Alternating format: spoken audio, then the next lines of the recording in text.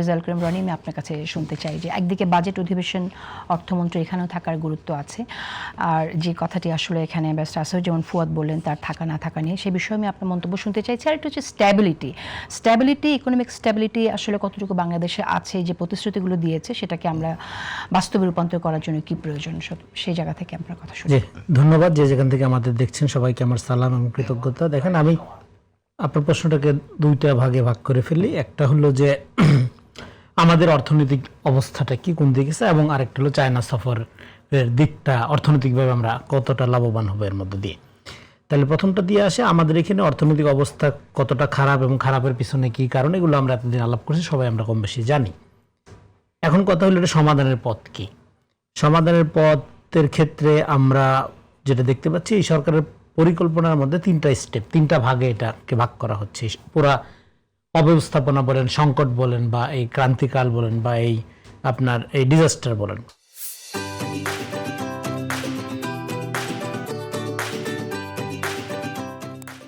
সেটা হলো, প্রথম হলো পুনরুদ্ধার, তারপর হলো পুনর্গঠন, তারপর হলো প্রবৃদ্ধি। তাহলে পুনরুদ্ধার করার জন্য আগে যে অবস্থায় ছিল, খারাপেরও একটা ভালো অবস্থা থাকে, লুটপাটেরও একটা শৃঙ্খলা থাকে, অনিয়মিত হাসিনার আমলে নিয়ম আকারে একটা শৃঙ্খলার মধ্যে দিয়ে চলছে। ফলে গণঅভ্যুত্থানের মধ্যে দিয়ে পুরা কোর্সটার আপনার বিলয় ঘটার মধ্য দিয়ে, বলছে লোকগুলোর বিলয় হয় না, বলছে পুরা কোর্সটা মানে প্রক্রিয়াটা আর মধ্যে দিয়ে যে লোকগুলো ছিল সেই লোকগুলো এবং পুরা শাসন কাঠামোর ব্যাপারে একটা নতুন জোয়ার তৈরি হওয়ার মধ্য দিয়ে আপনার এটার স্ট্যাবিলিটির জন্য আগে হইলো পুনরুদ্ধার করতে হবে। আগে যে খারাপ অবস্থা ছিল, আগে ওই খারাপ অবস্থা, খারাপের চেয়ে এখন খারাপ অবস্থা, আগে ওই খারাপের জায়গায় যেতে হবে। তারপরে হইলো পুনর্গঠন, তারপরে হইলো প্রবৃদ্ধি। এরকম একটা অবস্থায় ডেফিনেটলি এই সফর খুবই গুরুত্বপূর্ণ। কিন্তু এই সফরটাকে শুধুমাত্র অর্থনৈতিক অগ্রগতি উন্নতির জায়গা থেকে দেখলে আমার মনে হয় ঠিক দেখা হবে না। এটার একটা জিও পলিটিক্যাল গুরুত্ব আছে। এবং আমাদের ফাউন্ডেশন অফ জিও পলিটিক্স, যেটা নিয়ে বহু আলোচনা করছে, এটা ছিল এতদিন বন্ধু রাষ্ট্রের নামে বেসড অন ইন্ডিয়ামুখী। সেই জায়গাতে ইন্ডিয়ার সাথে আমাদের সম্পর্ক থাকবে, কোনো সমস্যা নেই, সম্পর্ক নিয়ে কোনো সমস্যা নেই। কিন্তু সমস্যাটা হলো ইন্ডিয়াতে এটা সম্পর্কের নামে এখানে তার যে হাসিনা নির্ভর পররাষ্ট্রনীতি, আওয়ামী লীগ নির্ভর পররাষ্ট্রনীতি, সেটার পরাজয় 5 তারিখে হয়েছে। হওয়ার পরে এখানে নতুন করে যেই আপনার বাংলাদেশের সামনে যে একটা সুবর্ণ সুযোগ তৈরি হয়েছে, যে আমাদের ফাউন্ডেশন অফ জিও পলিটিক্সটাই চেঞ্জ হয়ে গেছে। এখন কি সেটা, এখন হলো সবার আগে বাংলাদেশ। সবার আগে বাংলাদেশকে মাথায় রেখে, প্রায়োরিটিতে রেখে আমরা আমাদের প্রয়োজনে সম্পর্ক করব, যে কারোর সাথে আমরা সম্পর্ক করব, ইন্ডিয়ার সাথেও করবো ডেফিনেটলি, কিন্তু সেটার মূল মোটোটা হলো সবার আগে বাংলাদেশ। এখন সবার আগে বাংলাদেশ, এই মোটোটা বাস্তবায়ন করার জন্য যে যারা বলতেছে যে খালি হাতে ফিরেছেন প্রধানমন্ত্রী কি ভিক্ষার জুড়ি নিয়ে যাবে নাকি একটা দেশে, এগুলো আগে কথাবার্তা। খালি হাতেই তো ফিরবে প্রধানমন্ত্রী, যাবেও খালি হাতে, ফিরবেও খালি হাতে, কারণ উনি তো টাকা আনতে যান নাই। উনি গেছে জিও পলিটিক্যাল ফাউন্ডেশনটা যখন চেঞ্জ হবে, পুরা কোর্সটা যখন তৈরি হবে, আস্থারা যখন তৈরি হবে, টাকা এমনিতেই আসবে এখানে। কারণ চাইনিজদের সব কিছুর অভাব, টাকার তো অভাব নেই, এত উদ্বৃত্ত টাকা, এটা সবাই আমরা জানি। চাইনিজরা আপনার এখানে আইসা, আপনি যে কোনো জায়গায় বিজনেস জোনে যান, দেখুন চাইনিজ লোক ঘুরঘুর করতেছে, ইনভেস্ট করার জন্য ওরা জায়গা খুঁজে ফেলে। হ্যাঁ, আমার এক বন্ধু মজা করে বলে, এই যে মাঠে গরু চড়ায় না, এই গরু যখন আপনার লেদায়, যেটাকে বাংলায় বলে, যে সেদিকেও তারা তাকায় থাকে, এখানে কি বিজনেস বাইর করা যায়, এত গরু মাঠে চলে বলে। তারা বিজনেস করতে আগ্রহী, অন্যান্য যে কোনো দেশের তুলনায়। যারা ব্যবসা বাণিজ্যের খোঁজখবর রাখেন তারা জানেন, আমিও তাদের সাথে কথা বলে জেনেছি, চাইনিজরা খুব অ্যাগ্রেসিভ এখানে ইনভেস্ট করার ব্যাপারে। এখন এটাকে একটা প্রক্রিয়ার মধ্যে আনতে হবে। সেই প্রক্রিয়াটার ক্ষেত্রে প্রধানতম চ্যালেঞ্জ হলো যে সম্পর্কের ক্ষেত্রে এমন একটা আস্থার জায়গা তৈরি করা, যে আস্থার জায়গাটার মধ্যে দিয়ে এমন একটা কোঅপারেশন ডেভেলপ করা, যে কোঅপারেশনের মধ্যে দিয়ে এই বিনিয়োগটা সম্ভব হয়। সেই জন্য কি করা হচ্ছে, এখানে আপনি জানেন যে চায়নার জন্য বিজনেস জোন করা হচ্ছে আলাদা করে। ওইখানে আমাদের একটা অফিস থাকবে, যেখানে ধরেন চাইনিজ ব্যবসায়ীরা বাংলাদেশের ব্যাপারে একটা, এখন তো ধরেন অনেকে আবার প্রতারিত হয়, ব্যবসার অনেক ব্যবসায়ী কিন্তু প্রতারিত হয়। ফলে একটা অথরাইজড অফিস যদি এখানে থাকে ইনভেস্ট করার ব্যাপারে, তাহলে শুধু বড় বড় রাষ্ট্রীয় পর্যায়ে ইনভেস্টমেন্ট যেগুলো নিয়ে আমরা কথা বলি, এর বাইরেও অনেক ধরনের বিজনেস আছে। চায়নার সাথে আমাদের বিজনেস তো হিউজ, মানে এগুলো আলাপ করলে অনেক আলাপ করতে হবে। সেই বিজনেসগুলো আরও যাতে কাঠামোর মধ্যে আসে, আরও যাতে একটা আপনার প্রাতিষ্ঠানিক রূপের মধ্যে আসে, সেই জন্য আমাদের এখানকার অফিস একটা ঐতিহাসিক সিদ্ধান্ত, যুগান্তরকারী সিদ্ধান্ত। তার মানে প্রধানমন্ত্রী খালি হাতে গেছে, খালি হাতে আসবে, এটাই নিয়ম, এটাই কারণ। কেন? কারণ উনি তো গেছে ফাউন্ডেশনটা রিস্টাবলিশ করতে। ওকে, ফাউন্ডেশন রিস্টাবলিশ হয়ে যাবে। এখানে ব্যারিস্টার ফুয়াদ ব্যাংকিং ইন্ডাস্ট্রি অ্যানোমালির কথা বলেছিলেন, আপনার কাছে কি মনে হয় যে হ্যাঁ, শেষ করি তাহলে।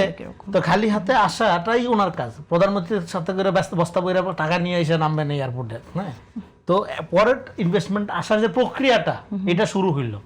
সেই প্রক্রিয়াটা শুরু হওয়ার ক্ষেত্রে আমি যেটা বললাম, একটা গুরুত্বপূর্ণ হলো এখানে একটা জোন করা, ইকোনমিক জোন করা চায়নাদের জন্য, আর ওইখানে আমাদের একটা অফিস করা।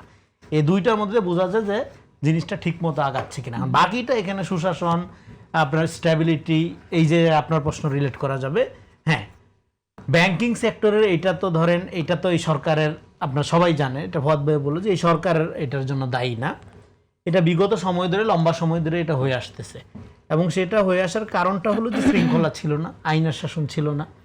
এখানে আপনার যে যার মতো করে ম্যানিপুলেট করছে প্রতিষ্ঠানগুলোকে। এখনও আমরা 5 তারিখের পরও আমরা দেখছি সেই টেন্ডেন্সি।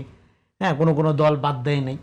তো সেগুলোর বাইরে সবার জন্য একটা, এই দেখেন, গণতন্ত্র শুধু সরকারি ব্যাপার না, কিন্তু গণতন্ত্রের ধারণাটা বেসরকারি প্রতিষ্ঠানেও লাগবে। চাকরিতে ধরেন আমার একটা ব্যাংক আছে, আমি বিএনপির নেতা, সব ছাত্র দলের লোক নিয়োগ দিব, এটা ডেমোক্রেটাইজেশন অফ ইকোনমি বলে একটা কথা আছে, সেটা হবে না।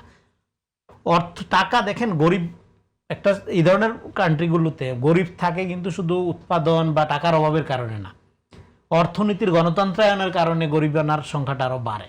টাকা আছে, টাকা নাই কে বলছে? প্রচুর লোকের কাছে টাকা আছে, হাজার হাজার কোটি কোটি টাকা আছে, কিন্তু সেই হাজার হাজার কোটি টাকার মালিকানা অর্জন করার যে ডার্টি প্রক্রিয়াটা, সেইটা অন্য লোক অ্যাক্সেস করতে পারতেছে না বলে সে গরিব। এরকম বহু ক্ষেত্র আছে, বহু জায়গা আছে। ফলে আপনারা যখন আইনের শাসনটা ফেরাবেন, তখন হ্যাঁ, মানুষ বৈধভাবে প্রতিযোগিতা করে কোটিপতি হবে, অসুবিধা নেই, কোনো সমস্যা নেই, হবে।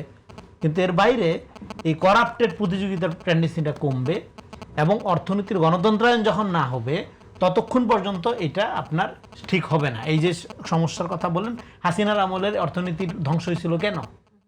অর্থনীতি ধ্বংস হওয়ার মধ্যে দিয়ে কি উন্নতি হয় নাই? প্রচুর উন্নতি হয়েছে ছাত্রলীগ যুবলীগের, এবং ছাত্রলীগের যুবলীগের উন্নতির জন্য অনেক প্রবৃদ্ধির কথাও আমরা হ্যাঁ, অনেক প্রবৃদ্ধি, ঋণ করে প্রবৃদ্ধি, এবং আপনার বায়বীয়, আপনার এই ফ্যাক্ট দিয়ে এগুলো করা হয়েছে। তো এটা তো আমরা দেখছি এই মডেল। ফলে এই সরকারের সামনে মূল চ্যালেঞ্জ হলো, আপনি ব্যাংকিং সেক্টরের যে অস্থিরতার কথা বলেন, তারপরে আপনার এখানে কর্মসংস্থানের ঘাটতির কথা বলেন, এইটা ঠিক করার মূল চ্যালেঞ্জটা কি? মূল চ্যালেঞ্জটা হলো অর্থনীতির গণতন্ত্রায়ন। সেই ক্ষেত্রে এই যে নিজেদের লোক দিয়ে আপনার বেসরকারি খাতে, হ্যাঁ, নিজেদের লোক দিয়ে আপনার এই সেক্টরগুলো আপনার কোনো না কোনোভাবে কৌশলে দখল করার মধ্য দিয়ে একটা অর্থনৈতিক কাঠামো তৈরি করা, এবং সেটা দলীয়ভাবে ব্যবহার করা, হ্যাঁ, ম্যানিপুলেট করা, এই জায়গা থেকে বের করে আনতে হবে। এটা একটা। আরেকটা হলো বাজেটের ক্ষেত্রে আমাদের এখানে প্রবৃদ্ধি, জিডিপি, এগুলোর ক্ষেত্রে একটা জিনিস আমি দেখলাম, আপনি লিখছেন খানিকটা এটা কলামে, এটা গুরুত্বপূর্ণ জায়গা হলো জিডিপি নির্ভর যে অর্থনৈতিক সূচক আমরা যে গণি, এটা খুবই একটা, আমি বলবো যে একটা ফালতু টেন্ডেন্সি। আমাদের অর্থনৈতিক প্রবৃদ্ধি এটা আপনার বিচার করতে হবে বা বুঝতে হবে মানুষের দিকে তাকিয়ে, মানুষের ক্রয় ক্ষমতা বাড়ছে কিনা, কর্মসংস্থানের প্রবলেম সলভ হচ্ছে কিনা। এখন দেখেন, আপনারা একটা খবর দেখলাম যে টিআইবির এই খবরটা নিয়ে কেউ আলাপ করছে না। সেবা খাতে বিগত অন্তর্বর্তীকালীন সরকারের আমলে 12,633 কোটি টাকা ঘুষ। আমরা শুরুতে বলেছি সেই বিষয়ে আমরা কথা বলবো, কিন্তু তার আগে একদম আমাদের যে আজকের মূল আলোচনার টপিক, সেটা নিয়ে একটু কথা বলতে চাই। যে হঠাৎ করে বিভিন্ন জায়গায় ছোট ছোট মিছিল দেখলাম আমরা, তারপর সাদা কালো পতাকা ওড়াতে দেখলাম, যে এই পতাকার আসলে রহস্য কি? কালিমা লেখা পতাকার রহস্যটা এটা নিয়ে আপনার এটা প্রথমত এই খবরটা জানছেন আপনি কোথা থেকে? খবরটা আপনি জানছেন ভারতে নিযুক্ত ইসরায়েলি রাষ্ট্রদূতের মাধ্যমে, যে বলা হচ্ছে এখানে এই হামাস, আপনার চারদিকে হামাস, 5 তারিখে গণঅভ্যুত্থানের পর চারদিকে খালি ইসলামী জঙ্গি ছিল, আগুন জ্বলছে, ইন্ডিয়ান মিডিয়াতে এগুলো দেখানো হয়েছে। ফলে এটা প্রোপাগান্ডার পার্ট। যেহেতু বিশ্বকাপ ফুটবলের মৌসুমে পতাকা টানানোটা একটা কমন ফ্যাশন আমাদের এখানে, এবং অনেক দেশের পতাকা তো কালামা আছে, যদি সেই দলের সমর্থক হয় সে টানায়। ফলে এইটাকে এখন একটা ইস্যু তৈরি করা, এবং আমাদের এখানে যেহেতু ইসলামোফোবিয়ার একটা কালচার হাসিনার দীর্ঘদিন গড়ে তুলছে, ফলে এটাকে পুঁজি করে একটা ধরেন আপনার এই আবার এক ধরনের বয়ান চলতেছে, একটা ঘৃণা। কিন্তু যেহেতু ওয়ার অ্যান্ড টেরর পলিটিক্স শেষ, আফগানিস্তান থেকে আমেরিকা তার পাট চুকায়া বিদায় নিতে বাধ্য হয়েছে, ফলে এটা আর আগের মতো এভাবে ফাংশন করবে না। মানে কিন্তু বয়ানটা কি এখানে?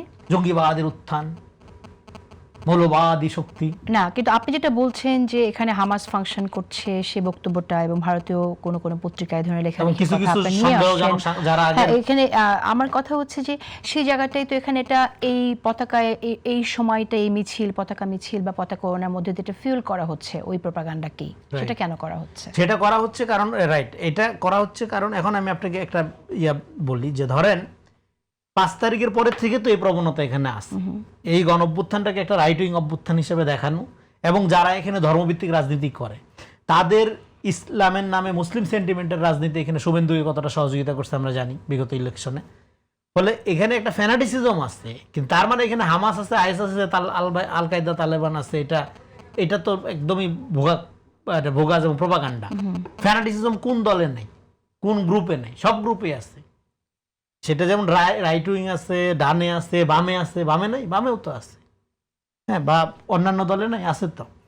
তো ফলে এইটা একটা, এখন এই ফ্যানাটিসিজম বা এই অতি আবেগী কিছু লোকজনটাকে একটা মিলিটেন্ট ইসলামী ধারা হিসাবে দেখানোর যে প্রচেষ্টা, সেইটার রাজনীতিটা হলো এখানে যারা বাংলাদেশকে একটা স্টেবল রাষ্ট্র হিসেবে দেখতে চায় না। এবং আপনি টাইমিংটা দেখুন, যখন চায়না সফর করা হচ্ছে প্রধানমন্ত্রী, তখন তারা এটা কেন করছে? তখনই তো করবে, তখনই তো করছে? করতে হবে, এটা এখন করে লাভ কি? হ্যাঁ, তো আপনার এটা কেন করছে এবং কারা করছে, এটার মধ্যে দিয়ে আমরা এদের ইন্টেনশনটা বুঝতে পারি। আরেকটা জিনিস, তিনটি বিষয়, কেন করছে, কারা করছে এবং তাদের এই প্রচেষ্টাকে কে কিভাবে দেখাচ্ছে, নাকি তারাই আসলে এমন ভাবে সামনে উপস্থাপিত হচ্ছে যেটা আসলে মানুষ সেভাবেই দেখবে।